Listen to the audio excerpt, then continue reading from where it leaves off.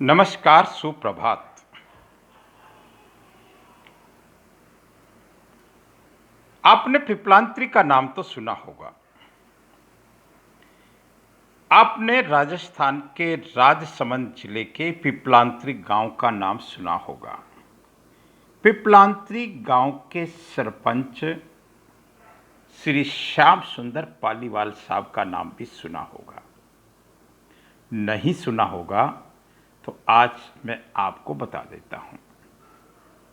पिपलांत्री एक ऐसी कहानी जो कल्पना सी लगती है, एक ऐसी कहानी जिसके दर्शन कभी कभी होते हैं, एक ऐसी कहानी जो असंभव को संभव करने की कहानी है। श्रीमान श्याम सुंदर जी पालीवाल साहब, एक सरपंच जिसने 3 लाख से अधिक वृक्षारोपण करके उनको वृक्ष बना दिया। श्याम सुंदर पालीवाल साहब ने वाटर हार्वेस्टिंग का वो कार्य किया जो बहुत कम लोग कर पाते हैं। लेकिन मैं इस चित्र के साथ श्रीमान श्याम सुंदर पालीवाल साहब की बात क्यों कर रहा हूं? मैं राजेंद्र सिंह नरू का, सिरोही से। मेरे सामने एक चित्र है, एक परिकल्पना है। अर्बुदा गौशाला वन क्षेत्र की परिकल्पना, एक परिदृश्य। आप सोचिए, अगर ये परिकल्पना साकार हो जाती है तो हम आने वाली पीढ़ी को सिरोही के निकट एक 5000 बीघे का सघन वन दे सकते हैं, जिसमें घास भी होगी, जिसमें वनस्पति भी होगी, जिसमें फलदार छायादार वृक्ष भी होंगे। लेकिन ये कल्पना है और इस कल्पना को साकार करने के लिए श्याम सुंदर पालीवाल चाहिए। इस कल्पना को साकार करने के लिए दशरथ मांझी जैसा जिगरा चाहिए। आज आपको मैं समझाता हूं कि अर्बुदा गौशाला कैसी है और उसमें क्या हो सकता है। मैंने इसका एक प्रोजेक्ट रिपोर्ट तैयार की है। इसमें कुछ पेज हैं, प्रश्न हैं। खुशवंत मिस्त्री जी ने इसमें मेरी मदद की है। कैसी है अर्बुदा गौशाला, थोड़ा सा इसको मैं फोकस करता हूं, आप इसको पढ़ सकते हैं। एक 5000 बीघा जमीन में सिरोही से सटी 5000 बीघा के विशाल क्षेत्र में फैली हुई अर्बुदा गौशाला सिरोही की ऐतिहासिक धरोहर है। वर्तमान में पूरे क्षेत्र में अंग्रेजी बबूल का जंगल मात्र है, जिसके कारण देसी पेड़ पौधे, वनस्पतियां, घास कम होने से गौवंश और जंगली जानवरों की खुराक हमेशा कम रहती है। इस अर्बुदा गौशाला पर सिरोही, रामपुरा, नवाखेड़ा, वेरापुरा, माकरोड़ा 5 गांवों के मवेशी गौवंश आश्रित है, जो अंग्रेजी बबूल के कांटों में अपना पेट भरने के लिए भटकते हैं। अर्बुदा गौशाला की वर्तमान स्थिति को समझने के लिए हमको अर्बुदा गौशाला के इन 8 फेज का ध्यान देखना होगा। अब आप इसमें कुछ अपने फेज बताए हैं। मैं सीधा आता हूं पहले प्रश्न पर। ये जनरल व्यू ऑफ अर्बुदा गौशाला टेंटेटिव एरिया मैं आपको बताता हूं। ये आप एक पीले रंग की लाइन देख रहे हैं, ये इसकी टेंटेटिव, मैं टेंटेटिव शब्द का प्रयोग करूंगा क्योंकि ये गूगल से बनाया हुआ मैप है। ये टेंटेटिव इसलिए कहूँगा कि हमारे पास कोई राजस्व का रिकॉर्ड नहीं है, लेकिन हम देख सकते हैं यहाँ कालका जी का तालाब है और मानसरोवर तालाब है। इसी के पास में ये अर्बुदा गौशाला है। यहाँ कहीं अर्बुदा गौशाला दिख रही है। ये हम इसकी बाउंड्री इसलिए मान सकते हैं कि इधर खेत है। ये अब आप ये इस तरह से यहाँ एक नाला भी जाता है, मैं आगे कुछ नाले के चित्रण बताऊंगा।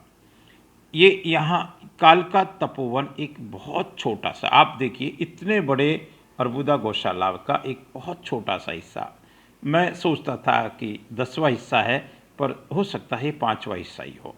ये इसकी सीमा है। ये इधर खेत है, ये मार्ग है। ये इस तरह से इसकी सीमा हम देख सकते हैं, खेतों के निशान।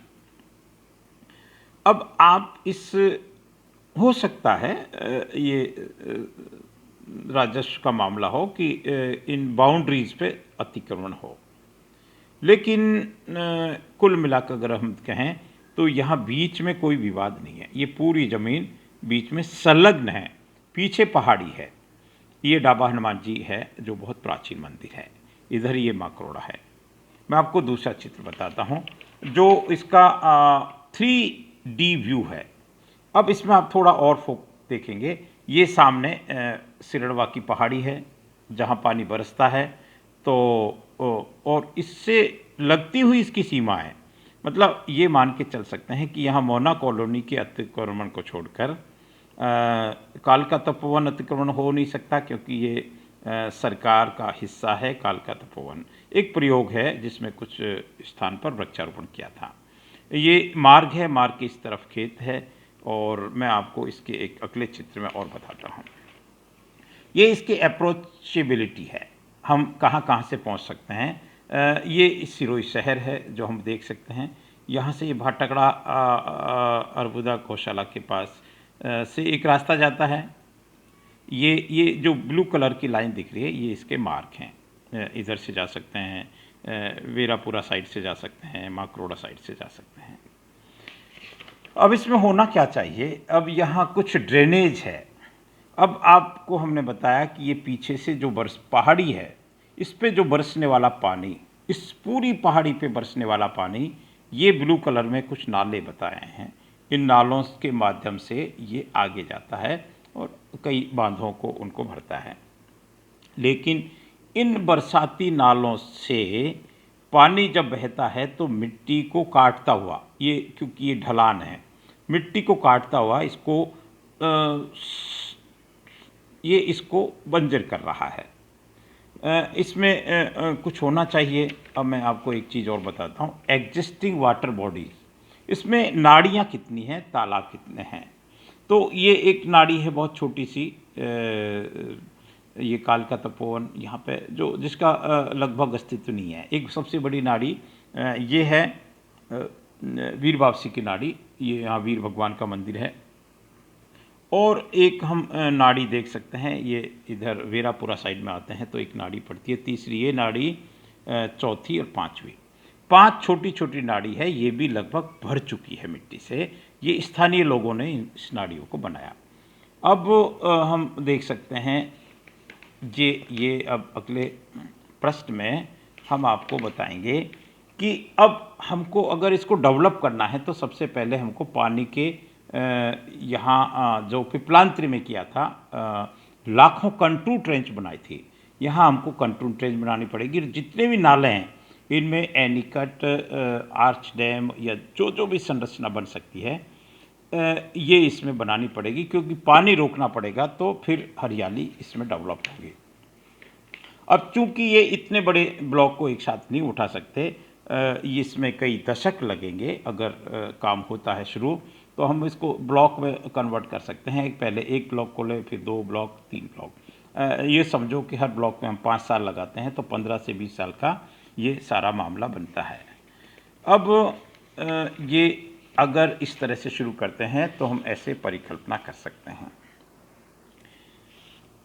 ये आपको मैंने इसलिए बताया। इसमें एक चीज़ हम एक बार मैं पुनः बता दूं, इस पूरी अर्बुदा गौशाला में एक चीज़ के लिए हम खुशकिस्मत हैं कि बीच में कहीं से अतिक्रमण नहीं हो सकता। हाँ, ये जहाँ जहाँ बाउंड्रीज है, और हमेशा अतिक्रमण की सिस्टम भी यही होता है, इधर तो कोई अतिक्रमण होने का सवाल ही नहीं है, ये तो पूरी पहाड़ी है। अब जहाँ भी है ये अलग विषय हो सकता है, लेकिन यहाँ बीच में आप देख सकते हैं कि कोई विवादित मामला नहीं है, संलग्न है। यहाँ एक संभावना होती है कि अभी चूँकि अंग्रेजी बबूल साफ हो रहे हैं, ये पूरे में अंग्रेजी बबूल ही है, तो इसमें हम कर सकते हैं।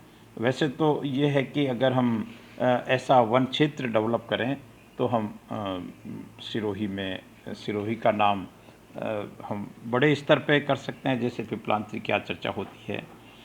कैसे शुरुआत कर सकते हैं, इसकी योजना बनाई जाए, बरसाती नालों के ऊपर जगह जगह एनीकट और ये सब बनाए जाए।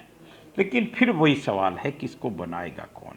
इसके लिए श्याम सुंदर पालीवाल कहाँ से आएंगे?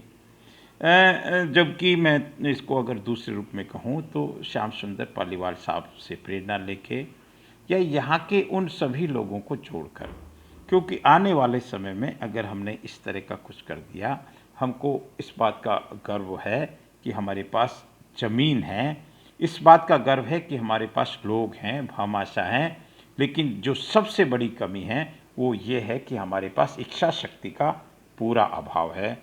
मैं मेरी बात को एक परिकल्पना के सुंदर परिदृश्य के साथ विराम देता हूँ। चिंतन करें, सिरोही को चिंतन करना चाहिए। नमस्कार।